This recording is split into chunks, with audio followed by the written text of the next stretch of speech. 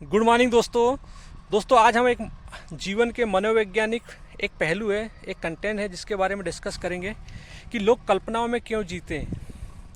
दोस्तों आपने देखा होगा, जब भी तनाव होता है या जीवन में असफलता आती है या हमारे जीवन में भावनात्मक दुख आते हैं, तो हमारा जो दिमाग होता है, जो हमारा जो मस्तिष्क होता है, वो एक उपाय ढूंढता है और दोस्तों वो एक सर्च करता है कि उसको कहाँ इनसे आराम मिलेगा। तो दोस्तों ये होती है हमारी एक कल्पना की दुनिया, जिसमें हमारा दिमाग कल्पना की दुनिया में दौड़ लगाता है और वास्तविक जो रियलिटी है उससे उरूबरू नहीं होना चाहता और एक कल्पना की दुनिया में जीना चाहता है। तो दोस्तों इसी को बोलते हैं एस्केप मैकेनिज़्म, यानी पलायनवाद, कि हम यानी रियल वास्तविकता से पलायन होकर कल्पनाओं की दुनिया में आ जाते हैं। दोस्तों जब हम अपनी वास्तविक दुनिया जब हम अपनी वास्तविक रियलिटी को नहीं देख पाते और हम अपने ही मन की एक अलग दुनिया में चले जाते हैं, और जहाँ पर मन की एक अलग दुनिया, जहाँ पर कहना चाहिए आनंद है, खुशी है, जिसको हम कल्पना के तल कहते हैं, और कल्पना के तल में हम सोचते हैं कि हमारी हर डिज़ायर फुलफ़िल हो जाएगी, तो हम कल्पनाओं के तल पे जीने लगते हैं, जिसको बोलते हैं दोस्तों विश फुलफिलमेंट, यानी इच्छाओं की पूर्ति होना।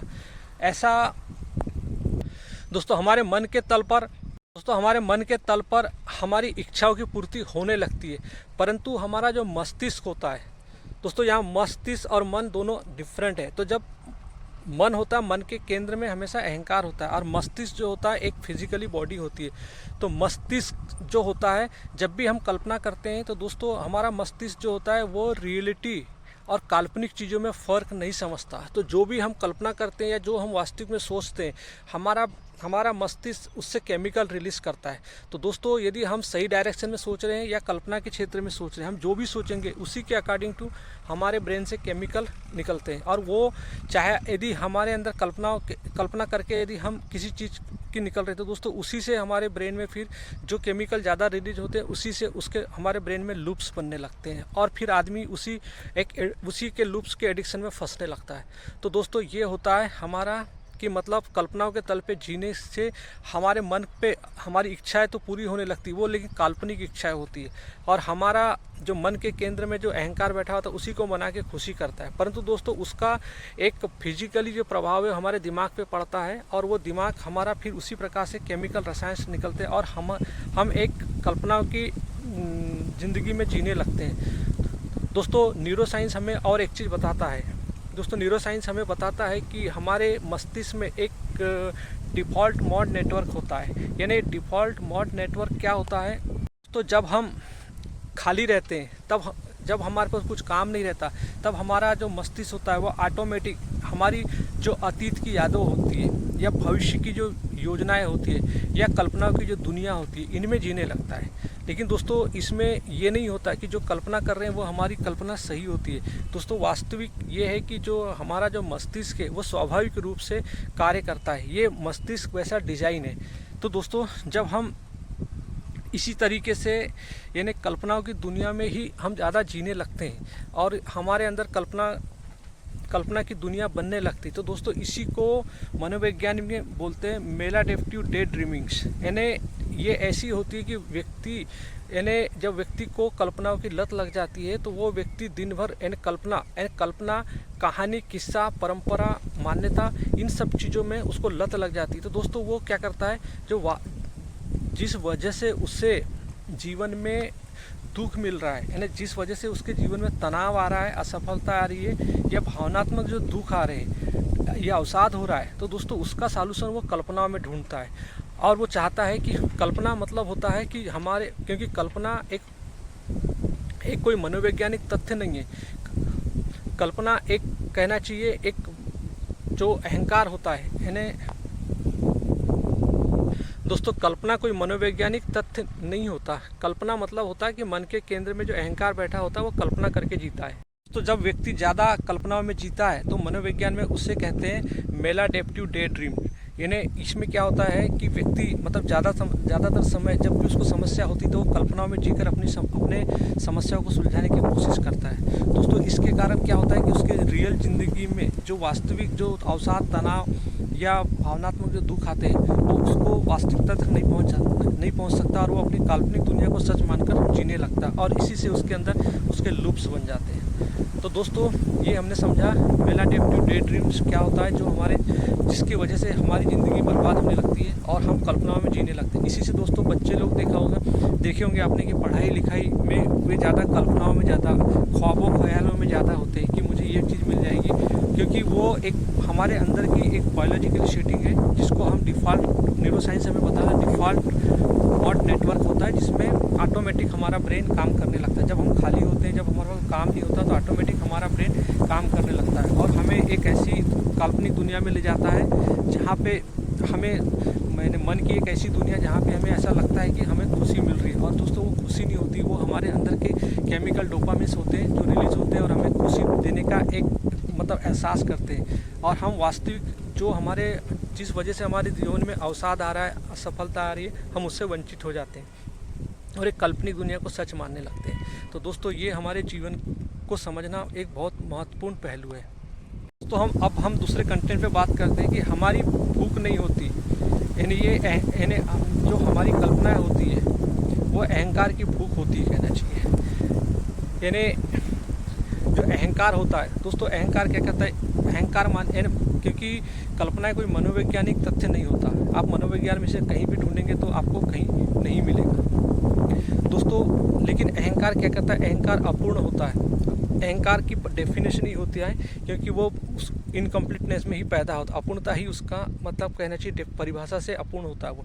तो दोस्तों वो अपनी अपूर्णता को भरने के लिए संसार से विषयों के पीछे भागता है, वस्तुओं के पीछे भागता है, लेकिन कोई भी विषय जब उससे संतुष्ट नहीं कर पाते तो वो क्या करता है, क्योंकि वो तब उसके अंदर की बेचैनी खाई जाती है। तो दोस्तों बाहर से भी चीज़ें ले लेता है, उससे संतुष्ट नहीं होता, फिर वो अंदर से क्या करता है, अंदर से सोचता है कि मैं कुछ सपने देख के मन की दुनिया में सपने देखना चालू कर लेता है। इसीलिए दोस्तों हमें जब हम सोते हैं तो हमें दुनिया भर के सपने आने लगते हैं, हवाई जहाज से उड़ने लगते हैं, हम तरीके के सपने आने लगते हैं, हम दिन सपने में ही करोड़पति बन जाते हैं। तो दोस्तों ये होती है हमारे मन की, यानी जो मन के जो अहंकार होता है वो इंद्रियों के माध्यम से तो भोग करता ही है बाहर का, लेकिन कल्पनाओं के माध्यम से भी वो भोग करने लगता है। तो दोस्तों जब हम और व्यक्ति, यही कारण है दोस्तों कि आज व्यक्ति किस्सा, कहानी, परंपरा, मान्यता यानी कल्पनाओं में ज़्यादा जीता है। कल्पना, धारणा, मान्यता जो सत्य नहीं है, जो एक कहानी है, एक नैरेटिव सेट है, उसमें ज़्यादा जीना चाहता है। दोस्तों आज आप देखते हैं जो भी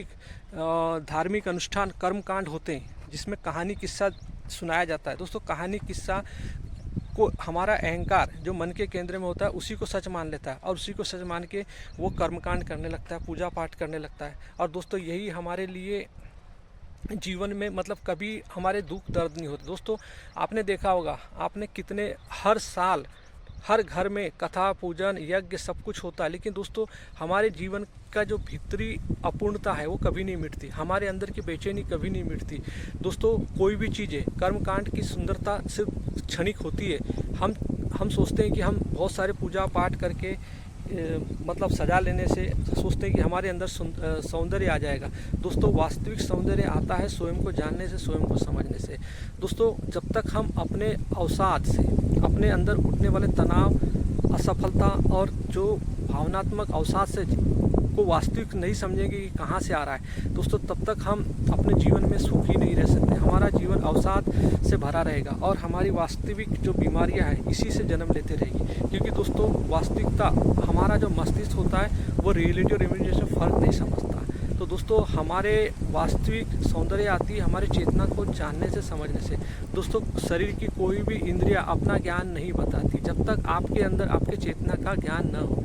तो दोस्तों वास्तविक ज्ञान होता है अपनी समझ को बढ़ाना, अपनी चेतना के आधार पर जीवन जीना। तो यही कारण होता है, यही वास्तविक कारण होता है कि लोग कल्पनाओं में, मान्यताओं, परंपरा और अज्ञानता में ज़्यादा जीते हैं, क्योंकि अहंकार मन के केंद्र में होता है। और अहंकार हमेशा, अहंकार मतलब व्यक्ति, वो अपनी सच्चाई से कभी उरूबुरू नहीं होते और वो चाहते हैं कि कल्पना, मान्यता, परंपरा, अंधविश्वास, रूढ़िवादी के आधार पे, कर्मकांड के आधार पे काम करते रहे, तो उनको और अपनी कल्पना की दुनिया में जीते रहे। तो दोस्तों इससे कभी भी मनुष्य के जीवन में बेचैनी, अवसाद और डिप्रेशन, एंजाइटी कभी ख़त्म नहीं होने वाला। ये बीमारियां और बढ़ने वाली, क्योंकि दोस्तों हमारा वेदांत दर्शन, वेदों का अंतिम दर्शन जिसको वेदांत दर्शन कहते हैं दोस्तों, वो हमें बताता है कि जो हमारा अहंकार यानी मानसिक स्तर पे, जिसको हम हॉरिजॉन्टल स्टेट बोलते हैं, यानी क्षैतिज तल पे जो विषय इकट्ठा करता है, वो विषय को पकड़ के अहंकार अपनी कल्पना करके जीता है। तो दोस्तों हमारे अंदर एक वर्टिकल स्टेट होता है कि हमारे मन के अंदर जितने भी विषय भरे होते हैं, तो हमारा वेदांत दर्शन हमें समझाता है कि जितने भी जो विषय मन में रखे हुए उनको एक एक को जानिए, पहचानिए और उनकी निसारता को देखिए कि कोई भी भौतिक पदार्थ आपके जीवन में खुशी नहीं ला सकता। क्योंकि दोस्तों क्योंकि वास्तविकता ये होती है कि हम अहंकार जिस विषय के पीछे भागता है, जिस वस्तु के पीछे भागता है, वो वस्तु कभी अहंकार को आश्वासन नहीं देती कि मैं तुझे खुशी दूंगी। अहंकार उन विषयों से चिपक के अपनी आसक्ति करता है। तो दोस्तों हमारी आसक्ति यानी हमारे अहंकार की आसक्ति होती है जो विषयों में चिपकता है। विषय कभी नहीं बोलता है कि मैं खुशी दूंगा। दोस्तों ये हमारा वास्तविक अज्ञान, हमें इसी अज्ञान से मुक्ति चाहिए। और दोस्तों इसी अज्ञान से मुक्ति के लिए हमारे पास वेदांत दर्शन है। वेदांत दर्शन यानी विश्व का एक ऐसा दर्शन है जो मानवता के अस्तित्वगत दुख जो है उससे मुक्ति दिलाता है। दोस्तों ये वेदांत दर्शन जो है दोस्तों, वेदों का सभी अंत। दोस्तों आपने क्या पढ़ा क्या नहीं पढ़ा इससे कोई मतलब नहीं होता। जीवन में आपने ज़िंदगी को पढ़ा कि नहीं पढ़ा, ज़िंदगी को समझा या नहीं समझा, दोस्तों ये ज़्यादा महत्वपूर्ण होता है। क्योंकि लोग सोचते हैं नौकरी करना, दोस्तों नौकरी के लिए नौकरी की जाती है, लेकिन हम नौकरी एक पैसा और यानी जो कुछ भी संसाधन है, ये एक साधन होता है जीवन जीने के लिए। दोस्तों ये नौकरी कोई जीवन नहीं होती। दोस्तों जीवन हमारा होता है स्वयं को जानना, स्वयं को समझना। क्योंकि दोस्तों आज जिनके पास धन है, पैसा है, सब कुछ है, फिर भी दोस्तों वो अपने जीवन में सुखी क्यों नहीं है? क्योंकि दोस्तों हमारी सुखी मटेरियल चीज़ों में नहीं है, हमारी सुखी स्वयं को जानने में, स्वयं को समझने में है। इसीलिए हमारा वेदांत दर्शन हमें समझाता है कि आपके मन में जो चीज़ रखिए, जो विषय रखें, उसको जांचो, परखो और उनसे मुक्त होते जाओ। हमें किसी चीज़ को जोड़ने की आवश्यकता नहीं है। हमें अपने मन में जो रखा है उसकी रियलिटी को जानते हुए उसे हटाने की ज़रूरत है। और जिस कल्पना के तल पे हम जीवन जी रहे हैं, जिससे हमारे जीवन में अवसाद, डिप्रेशन आ रहा है, उसे हटाने की ज़रूरत है। तो दोस्तों गीता से जुड़िए, वेदांत दर्शन से जुड़िए, उपनिषद से जुड़िए और अपने जीवन में कल्पना में जीना बंद कीजिए। थैंक यू दोस्तों व्यक्ति कल्पनाओं के तल पे क्यों जीता है, इसी से संबंधित हमारे कुछ दार्शनिकों ने भी हमें समझाया है कि जैसे हमारे महान विश्व यानी भारत के महान दार्शनिक, और उन्हें तो विश्व के भी महान दार्शनिक कहना चाहिए, क्योंकि जिन्होंने हमें ऐसा दर्शन दिया, जिन्होंने ऐसा वेदांत दर्शन हमें दिया जो आज मानवता के दुख को दूर करने के लिए समझा जाता है। तो दोस्तों वेदांत दर्शन हमें समझाता है कि मनुष्य 3 तलों पे जीता है। सबसे पहला तल जो होता है कि प्रतिभाषिक तल यानी कल्पनाओं का तल, जिस पे व्यक्ति 90% जीता है। और दूसरा होता है व्यवहारिक तल, जिस पे व्यवहारिक तल मतलब तथ्यों का तल, जिस पे 9% जीता। और 1% ऐसा तल होता है जिसको पारमार्थिक तल बोलते हैं, यानी सत्य का तल होता है। तो दोस्तों उन्होंने 3 तल हमें समझाया था कि व्यक्ति जो होता है वो 3 तलों के आधार पर जीवन जीता है। तो ज़्यादातर टाइम जो होता है वो कल्पनाओं के तल पे ही जीवन जीता है। तो दोस्तों साइंस भी आज हमें यही समझाता है कि व्यक्ति के अंदर ही ऐसी संरचना है, ऐसा एक डिफ़ॉल्ट सेटिंग है कि जब व्यक्ति कुछ नहीं करता तो वो अपनी कल्पनाओं के तल पे जीने लगता है और अपनी वास्तविकता से वो वंचित होने लगता है। दोस्तों हमारी वास्तविकता जो होती है कि हमारे अंदर जो तनाव है, हमारे अंदर जो बेचैनी है, हमारे अंदर जो अवसाद है, हमारे अंदर जो डिप्रेशन है, हमारे अंदर जो एंजाइटी है, वो कहाँ से आ रही है? लेकिन दोस्तों हमारा जो दिमाग होता है वो इन चीज़ों से दूर जाके एक कल्पनाओं की दुनिया में जीने लगता है। तो दोस्तों आज मोस्ट ऑफ द लोग जो है वो किस्सा कहानियों को ज़्यादा पसंद करते हैं। इसीलिए आपने देखा होगा दोस्तों कि जितने भी जो धर्म गुरु जो है, आपने देखा होगा दोस्तों टीवी पे जितने भी जो ये जो बाबा लोग जो आते हैं, धर्म गुरु जो हैं, यानी जो भगवत पुराण, शिव पुराण और तमाम तरीके की जो कहानी किस्सा लोगों को सुनाते हैं, तो दोस्तों उनको वास्तविक रियलिटी से दूर करवाते हैं। वास्तविक रियलिटी जो आती है वो हमारा वेदांत दर्शन है, कृष्ण की गीता है, उपनिषद है। इसके माध्यम से आप अपने दुखों से मुक्त हो सकते हैं। दोस्तों, मुक्ति शब्द हमें आदि शंकराचार्य वेदांत दर्शन ने हमें दिया, क्योंकि वेदांत दर्शन में मृत्यु की कभी बात नहीं होती। मृत्यु अहंकार की होती है। दोस्तों, शरीर का तो ट्रांसफॉर्मेशन होता है, तो हमारे अंदर में कोई जीवात्मा नहीं होती, कोई भूत प्रेत नहीं होते, हमारे अंदर शिव होते हैं। तो हमारी आत्मा होती है। आत्मा मतलब सत्य का प्रकाश, जिसको हम राम बोलते हैं। राम मतलब आत्मा मतलब सत्य, राम मतलब आत्मा, और कृष्ण मतलब आत्मा। इन्हें ये सब जो नाम है ये आत्मा के लिए संबोधित की जाते हैं। तो दोस्तों, इन्हीं के प्रकाश में, चेतना के प्रकाश में स्वयं को जानिए, स्वयं के अंदर जो अज्ञान है उसको जानिए कि हम कल्पनाओं में क्यों जीते, हम व्यवहारिक तल में क्यों नहीं जीते, हम सत्य के तल पे क्यों नहीं जीते। दोस्तों, कल्पनाओं के तल पे हम जीते हैं तो हमें जीवन में अवसाद, बेचैनी और यही सब चीज़ मिलता है। हमारी मनोवैज्ञानिक बीमारियां हमें मिलती है। लेकिन दोस्तों, जब हम तथ्यों के तल पे आते हैं तो हमारे ऋषि मुनि कहते हैं कि तथ्य ही सत्य का द्वार होता है। तो जब हम तथ्यों को जानने लगते हैं, समझने लगते हैं, स्वयं से प्रश्न करने लगते हैं, तो हमें सत्य की ओर बढ़ने लगते हैं। दोस्तों, यही जीवन है, स्वयं से प्रश्न करो। उपनिषद हमें सिखाते हैं कि हर चीज़ करने के पहले प्रश्न करो स्वयं से।